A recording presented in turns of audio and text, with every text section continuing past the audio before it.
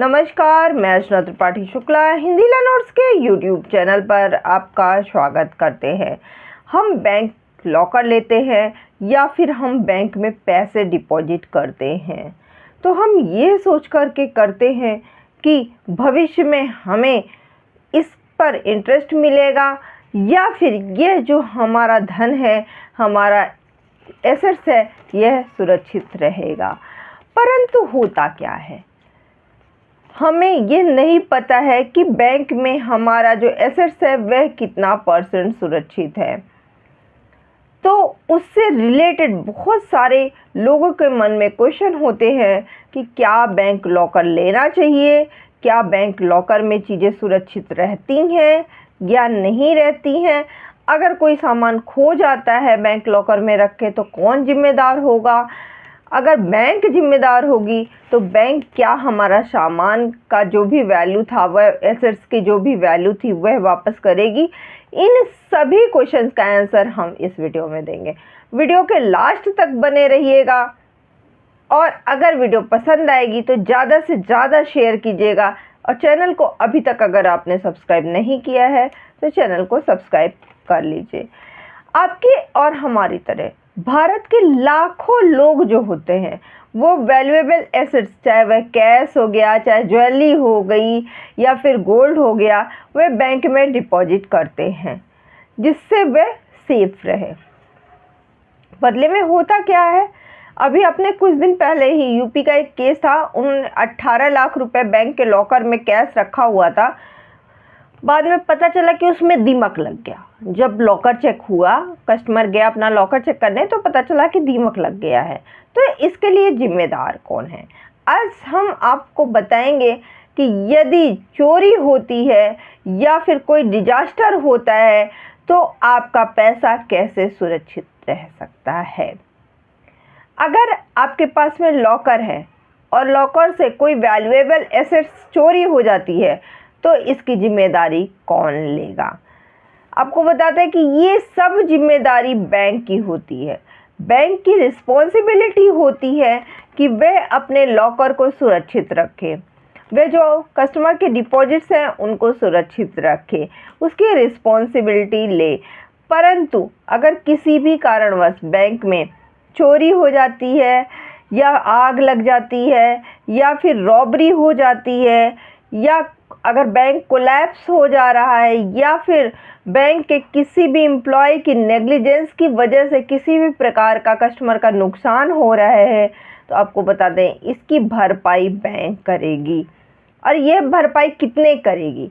लोगों का क्वेश्चन होता है कि मेरी ज्वेलरी 25 लाख की है, 30 लाख की है, तो क्या अगर चोरी हो जाती है तो बैंक हमें जो है मेरी ज्वेलरी की रकम देगी। तो देखिए, आप बैंक के लॉकर में कुछ भी रख सकते हैं।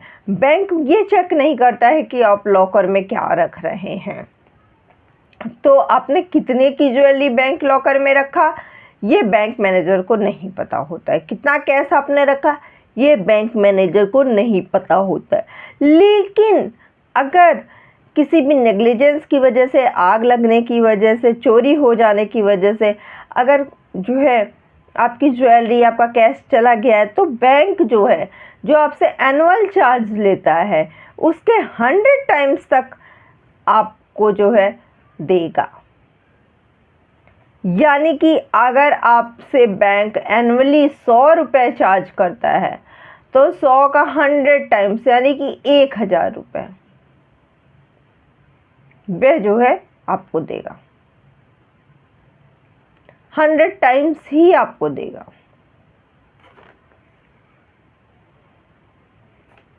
ठीक है। अगर बैंक कोलैप्स हो जा रहा है, अगर बैंक कोलैप्स हो जा रहा है तो क्या होगा।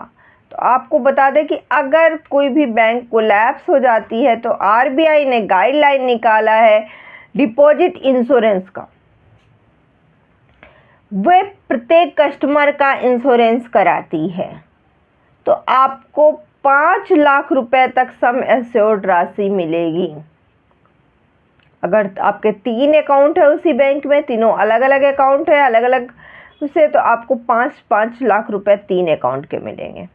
एक अकाउंट है 5 लाख रुपए मिलेगा। सम एश्योर्ड राशि आपकी 5 लाख रुपए पर अकाउंट है अगर बैंक कोलैप्स होती है तो। उसके बाद बैंक ग्राहक को जो लॉकर का वार्षिक किराया है उसका 100 गुना भुगतान करने के लिए बाध्य होता है यदि किसी भी प्रकार का डिजास्टर होता है तो। परंतु वैसे तो वे 100 गुना देंगे। अगर आप जो 100 रुपये करते हैं, 100 रुपये अगर आप डिपॉजिट करते हैं तो 100 रुपये का 100 गुना तो 10,000 रुपये, मैंने 1,000 उस टाइम बोला था, माफ़ी चाहूँगी, 100 गुना यानी कि 10,000 रुपये तक आपको मिलेगा। भले आप उसमें 1 लाख रुपए रखे हो, 1 करोड़ रुपए रखे हुए हो, उससे मतलब नहीं है। आपकी ज्वेलरी कितने की रखी हुई है उससे मतलब नहीं है। अगर कोई व्यक्ति कोई सामान या कोई भी दस्तावेज रखता है और अगर वह बैंक की लापरवाही के चलते उसमें क्षति पहुंचती है तो उसकी पूरी जिम्मेदारी बैंक की होगी। परंतु यदि वह कस्टमर की नेग्लिजेंस से हो रहा है, पता चल रहा है आप बैंक लॉकर में कोई सामान रखने गए हैं और आप आधा सामान नीचे गिरा दिए हैं, तो उसके लिए आप जिम्मेदार होंगे, बैंक जिम्मेदार नहीं होगी। उसके साथ ही साथ अगर जो लॉकर है उसका नुकसान अगर प्राकृतिक आपदा के वजह से हुआ है, जैसे बाढ़ आने से, भूकंप आने से या फिर आतंकवादी हमले होने से, इस टाइप से अगर किसी भी कारणवश आई है तो उसके लिए बैंक की जिम्मेदारी नहीं होगी। इस प्रकार की किसी भी घटना के वजह से अगर बैंक में जो लॉकर में रखा सामान है उसको क्षति पहुंचती है तो उसकी जिम्मेदारी ग्राहक की होगी, ना कि बैंक की होगी। आरबीआई गाइडलाइन में यह क्लियर लिखा गया है। आज की वीडियो बस इतना ही। अगर लॉकर से संबंधित आपके पास भी कोई क्वेश्चन है तो आप हमसे पूछ सकते हैं।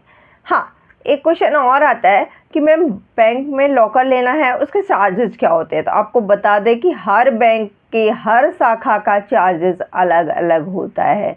आप पर्टिकुलर किस बैंक में लॉकर खुलवाना चाहते हैं, किस शाखा में खुलवाना चाहते हैं, आप वहां जा कर के पता कर सकते हैं, या आजकल तो ऑनलाइन भी आप पता कर सकते हैं। आज की वीडियो बस इतना ही। अगर आपको हमारी वीडियो पसंद आई होगी तो प्लीज़ चैनल को लाइक कीजिएगा। जिन्होंने अभी तक चैनल को सब्सक्राइब नहीं किया है प्लीज़ चैनल को सब्सक्राइब कर लीजिए, ज़्यादा से ज़्यादा शेयर कीजिए जिससे कि आपको हमारी वीडियो लगातार मिलती रहे। धन्यवाद।